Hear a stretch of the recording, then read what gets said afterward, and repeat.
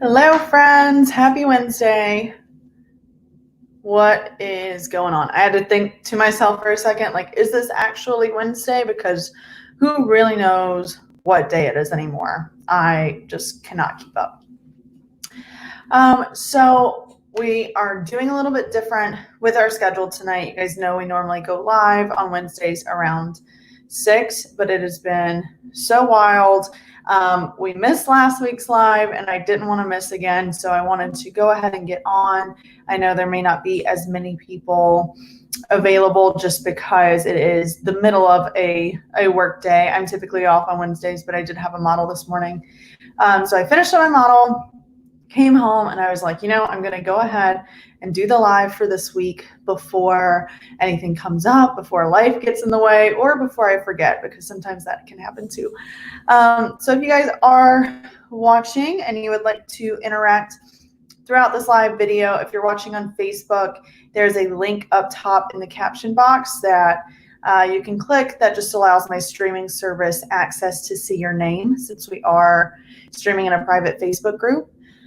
And if you're watching on YouTube and you want to come hang out in the Six Figure Stylist Facebook group, just check out the description box after this video has ended, and I will post the link there so you can hang out with us there too.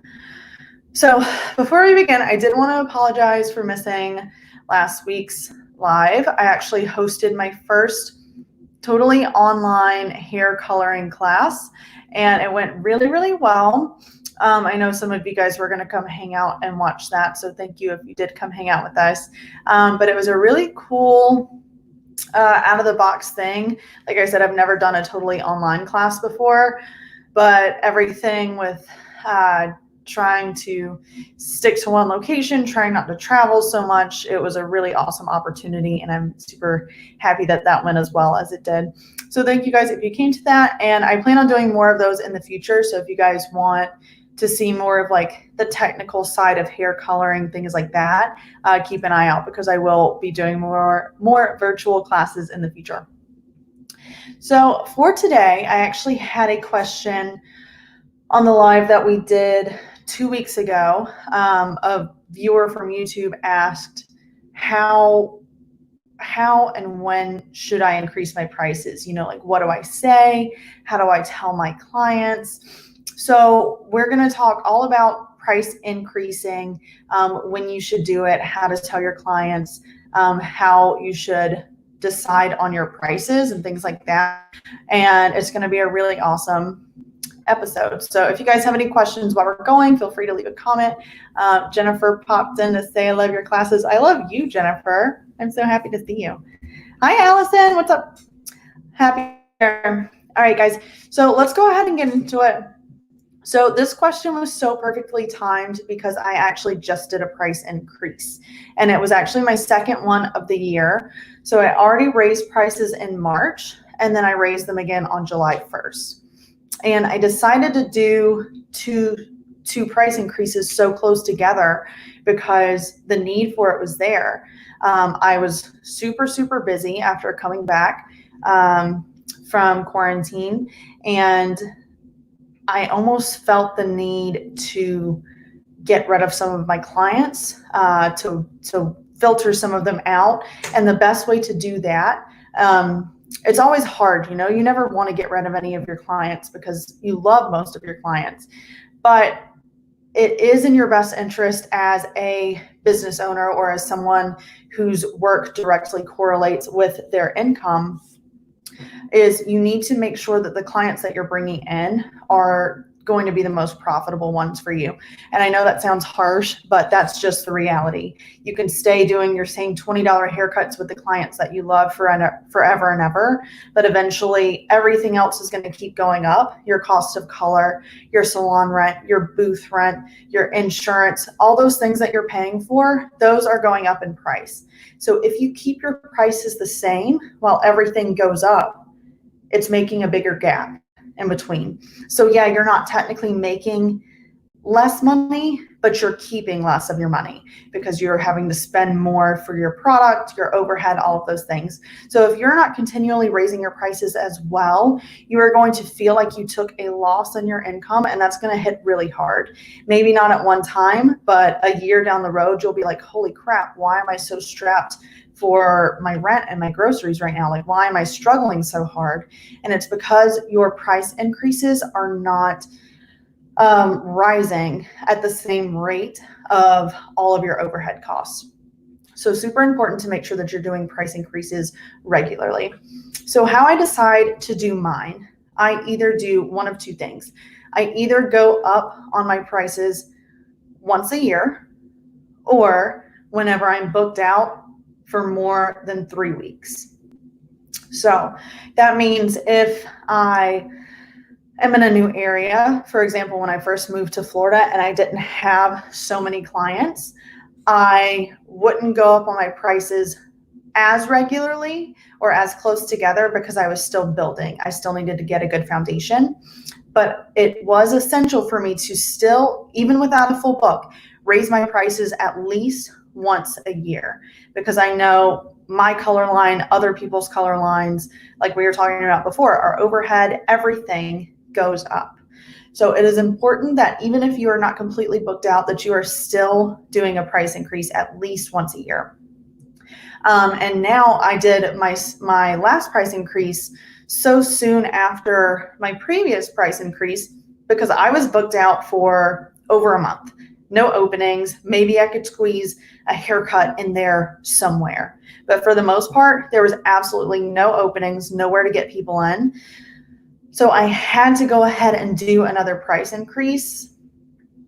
Again, it sounds harsh, but to hopefully get some people to cancel their appointments, or for people to say, that's too much for me, I'm going to have to book elsewhere, because all these new clients that are streaming in are saying, that's totally fine, I'll pay $400 for my balayage and color. And I was like, okay, all right. Just from a business standpoint, I may love working for Sally that gets the $100 all over color, but in that time frame, I can almost fit in Susan, who's willing to pay $400 for her balayage. So which one am I going to take, guys? Hello, $400 balayage here, because that's just going to be such a bigger profit, obviously. So keep that in mind, guys. It seems a little harsh, but if these new clients, or if these old clients, excuse me, are not willing to grow with you in your business, and that's totally fine if they can't. Sometimes budget is the main factor in clients finding a hairstylist. Then it is important to lovingly let them go and get in new clients that will pay your higher prices. So that's how I decide when I want to do a price increase. If I haven't done one in a year, or if I'm booked out 3 weeks or further, it's time to bump up those prices. So the next thing that I think a lot of people struggle with is, how much do I go up? Or even when people first start out, what do I charge? Like, what do I initially charge for something? So I think when I first started renting in Florida, and I know when I first started renting in North Carolina, I based my prices off of the previous salon that I had worked at. So I was like, okay, what was I charging there? I'll charge a little bit more here. Or I hear about stylists all the time calling salons around them, trying to figure out their competitors' prices and saying, oh, I don't think I'm as good as her, so I'll go a little lower, but I think I'm better than this salon, so I'll go a little bit higher than that one. And it gives you an idea of what other people are charging in your area for sure, but I don't think you should base your prices based off what other people are doing, because we're all on different journeys. Different salons offer different amenities. All these little things come into play there. So the way that I'm trying to work on my posture here, the way that I decided on my price increase was I took a step back and really looked at the numbers that's going on in my business. So I talked to my assistant and I said, hey, I know that we track, how much product I use on which person, but I was like, honestly, I have no idea how much that cost is, like what my cost per client is. So that was super, super important for me to figure out, because it was like, holy crap, I had no idea this was happening. So I would definitely say figure out your cost per client. So for example, when we looked at mine, we broke it down, figured out exactly how much I'm paying. For example, my bag of lightener is X number of dollars, and that breaks down into this amount of grams in one bag of the lightener. So for this many grams, if I paid $20 for my bag of lightener and had 200 grams in the bag, which those numbers are just off the top of my head, I don't remember what they are exactly, but we figured out the cost for each little gram of lightener and then multiplied that by how many I was using on each client. We did that with lightener, developer, permanent colors, semi-permanent colors, Olaplex, everything that I use in the salon, not counting styling products, because that's pretty tricky to track in my opinion, and you aren't losing too much money for styling products, but any kind of higher priced product, so color, lightener, Olaplex, anything like that, you want to track. So we figured out how much I was spending on each client, and I was really, really shocked to learn that some of my higher price services, my balayages, things like that, my cost was very, very low, because lightener cost is way less expensive than I actually thought it was. And my permanent colors, things that I was charging the least amount for, just a single process color, I wasn't making as much on, because my permanent color cost is so high in comparison, and I was using a lot more permanent color than I was lightener. So that was super, super eye-opening for me. So when I actually had those numbers in front of me, I was able to say, wow, I really need to reevaluate what I'm charging for permanent color versus what I'm charging for balayage or baby lights or highlights or anything like that. So that was a huge aha moment for me. Another thing that we started doing was tracking exactly how much time I was spending on each client. So that was key for my new pricing model. So a little bit of backstory. I was charging $100 an hour for any vibrant hair color transformations. I was charging $100 an hour for any major color corrections, and everything else was absolutely, this is your set price. Maybe I charge $20 extra if I use like a heck ton more color on her hair or something, but I didn't really have something set in place to accommodate, I guess, and make sure I'm getting paid for every part of it fairly. So I really took a step back, like I said, and I decided to transition almost every color service into a hourly rate. So what I've done is there is a base price and a base amount of time. If this gets confusing, let me know and I'll like write it all down for you guys or something, but I'm going to try to explain it the best I can. So for example, if someone comes in for a balayage, you get 2 hours for the balayage, and that's going to start from your appointment start time and run through till the end of their processing time. So 2 hours. After that, your toner, your blowout, and your style are all complimentary. So I made those things complimentary because it's not an option. It is essential that you tone your client's hair, in my opinion.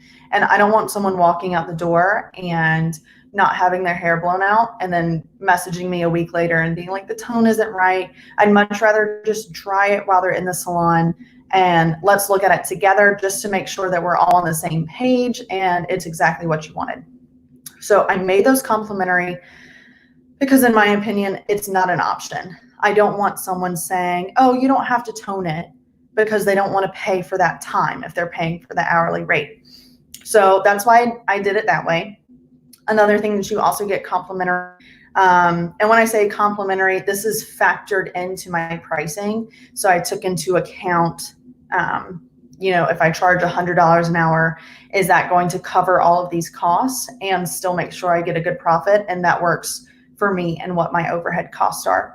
So you also get your Olaplex treatment complimentary steps 1 and 2 that I do in the salon with any lightening service. So it is still an add-on for an all over color service, and it's still an add-on if someone wants to do like a standalone treatment or something like that. But for lightening services, you get 2 hours. Olaplex toner, blowout, and style are complimentary, and that costs $255. So the 2 hours again is from start of the appointment until I'm ready to shampoo out their lightener. Okay. So then if they go over, for example, if it takes me 3 hours to do their lightening and their processing time, after that 2 hours, it goes into $100 an hour. So if it takes me 3 hours to lighten and process this balayage, it would be $355. Does that make sense to you guys? And then I have a different base price, and I have a different processing time for each service. So for example, an all over color, I think it's marked out for an hour and a half for an all over single process color. I think that breaks down to $135. And then your blowout and style are complimentary. Again, with that one, you're not typically toning a single process color, but I do want to make sure that their blowout and style are complimentary. So again, we can see it, make sure it's all right and exactly what we want it to look like. So that's worked well for me. And again, same thing, if it takes me 2 hours, an extra half hour to apply and process your all over color, that's going to be an extra $50 added on. So I think that's really been working well for me. It worked extremely well for color corrections and for like vibrant transformation. So I did go ahead and transition all of my clients into your base price, and then after your set time, it moves into hourly, because then that accommodates for if someone has like a horse mane of hair, or if they have hair down to the back of their knees. It's obviously going to take me longer than someone with like my length and my texture. So by charging for additional time, it takes the hassle out of me saying, okay, well, I used an extra 1/8 of an ounce of this, and then I used an extra 32nd of an ounce of Olaplex, and trying to break it down and struggle at the end of the appointment, trying to figure out exactly what I used and what each thing costs. It's just like, this is what it is. This is how much extra time I spent. So it's this many extra dollars. So that's worked really, really well for me so far. The only other things that are a la carte is if someone gets a haircut. My women's cuts right now, and I think I probably undercharge for haircuts, but I'll say it a billion times, haircuts are not my specialty. I'm a pro at that long layered kind of look, which is luckily what most of my clients get. But I don't charge a ton for my haircuts because I feel like they're not, what's a good word? I feel like they're not my strongest point. I feel like I'm delivering a good haircut. If I felt like I was delivering phenomenal haircuts that you absolutely couldn't get anywhere else, which is how I feel about my color, then charge accordingly. But I know for what I feel like I can do, that's what I charge for. So haircuts are priced separately because I am kind of fast at them too. It doesn't take me super, super long. So I charge separately for that. But haircuts, I feel like wouldn't make sense to charge hourly if you move kind of quickly through them. But also there's no overhead in your haircut prices too. So take all of that into account when you're coming up with your pricing. And like I said, that's just what works for me. The hourly rate for color services has been just super easy. And I also think it's really easy for clients to understand. Most of my clients, I know that you like attract what you are. A lot of my clients have tattoos, and tattoo shops typically charge an hourly rate. So whenever I explain to them, okay, this is what we're doing now, we're just moving it into hourly, whatever, they're like, oh, okay, yeah, no problem. They already kind of have a grasp of what that's going to look like. And I think it makes more sense to a client that doesn't speak the hair language. So you're not like, well, I used an extra 1/16 ounce of your toner, and then this and this and this. It's just like, it took longer, so I'm charging more. And they're like, got it, cool. So let's check comment super quick. Thank you so much. I just did it on Friday, I think. It was sometime recently, and I just shampooed it for the first time last night, and I didn't do any heat styling today, so that's why it's not as pretty as it could be, but thank you so much.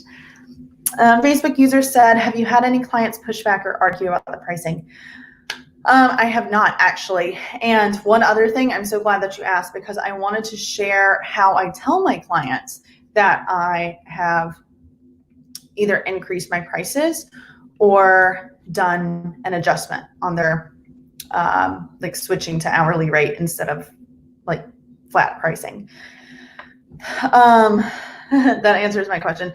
So just to actually dig a little bit deeper into that, when I do standard price increases, for example, what I've always done until I changed into hourly pricing is I've gone up $5 across the board, or $10 across the board, but it's always been some flat increase on everything, with the exception of like a bang trim. You know, I keep my bang trim at like $10 or whatever, but everything else goes up $5, $10. So what I do is nothing.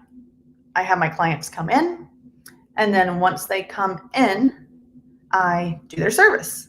And then we do the service, everything is normal. At the checkout time, when we're going over, I always tell my clients, okay, we did your balayage, we did your root coverage, we did your haircut. As always, your Olaplex toner, blowout, and style are all complimentary. You're also taking home your purple toning shampoo and your Olaplex treatment. So all of that, including your products, is $425, whatever it is. I don't break it down much deeper than that, but I do run over, I did this. These are your products, blah, blah, blah.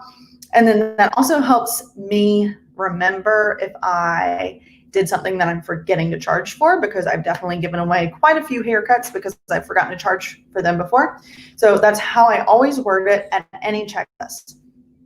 So if I've done a price increase since the last time that I've saw that client, seen that client, then I'll go through and say we did blah, blah, blah. So you know, we did a price increase since the last time I saw you.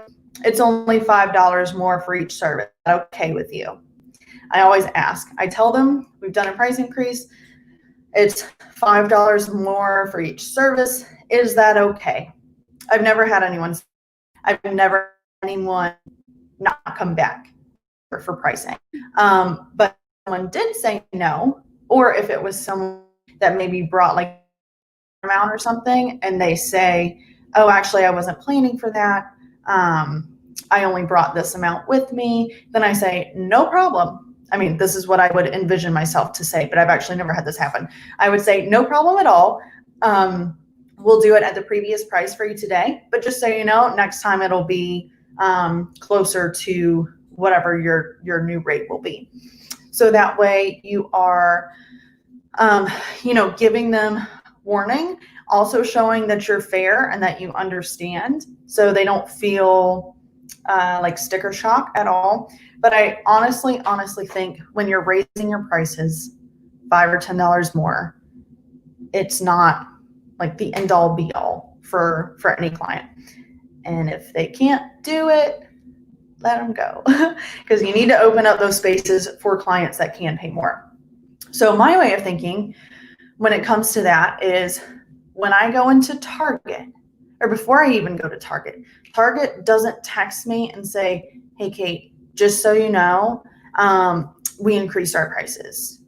I don't get a heads up. I go into Target and then I see, oh, this is more. I'm going to pay for it. So you're doing the same thing with your clients. You're not just blindsiding, like charging them at the end and not explaining. You are asking their permission still before you charge them your adjusted price, but you are doing it in such a way that it doesn't seem like a big deal.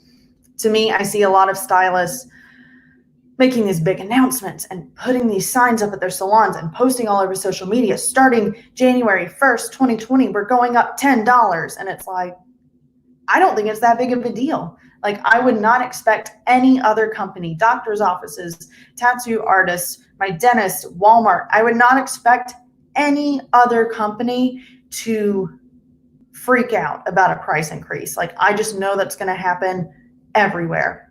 And I feel like that's how your clients feel about you. So also, I think when you put it out there so much, they almost feel like it is a big deal. It is a bigger deal than it is. So to me, I kind of just like to tell them about it. I do give them a tiny bit of heads up, but I don't think a price increase is going to be a bigger deal than you make it. Now, my one thing that I'll go back on what I just said is if you completely restructure your pricing like I've just done. So for example, a lot of my clients that have a ton of hair, and maybe I realize that I charge them $275 when I spent 4 hours on their hair, and I charged a girl $255 that I spent 2 hours on her hair. Like, this is not adding up. I am losing so much time and money. So obviously that's when my big restructuring of my prices is going to really, really help me out. So for that, I am waiting until my clients come into the salon, and I'm letting them know before I start their service. So I say, just so you know, this is how I've restructured my records show you were paying about $275, but I've actually switched to an hourly pricing now. So for the amount of time that we spend on you, because you have such lustrous, thick mermaid hair, it's going to make more sense for my business and for the product amount that I have to pay for to closer to $375. I know this is quite a bit of a difference, but I'm doing this based on the time that I spend on your hair, and I want to make sure I'm giving you the best quality time and spending the exact amount of time that I need to ensure that you get the result. So is that going to be okay for you today? And then if they say, yeah, totally fine. I know I have like a freaking horsetail of hair, which people know. If they have a crap ton of hair, they know they have a crap ton of hair. And so far, I haven't had anyone say no. But again, if they say, ooh, that's a little out of my budget, or ooh, that's definitely more than I was expecting to pay today, I'm going to say, no problem. Let's do it for the price that we were doing it last time. And just so you know, in the future, this is how I'm going to structure my pricing. And like I said, I haven't had that come up yet, but if it does, I'll let you guys know so I can keep you posted. But most of my clients are really great about absolutely everything that I ask. So I don't anticipate there being any kind of like pushback or even people leaving. If they do leave because of price, that's totally okay. No hard feelings. I get it. But I actually don't anticipate that happening. So if you guys have any questions, you can go ahead and post them. I think, let's see, Facebook user said that's awesome. Thank you for getting more in depth. Yeah, absolutely. It's a scary thing, raising your prices.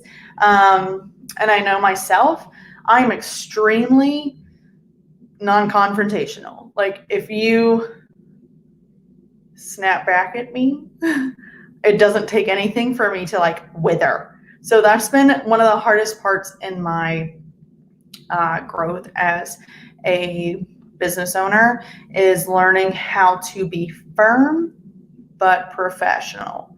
So yeah, I get it. It's definitely nerve-wracking. And in the back of my mind the whole time, I'm like, it's just important. This is something that you absolutely have to do.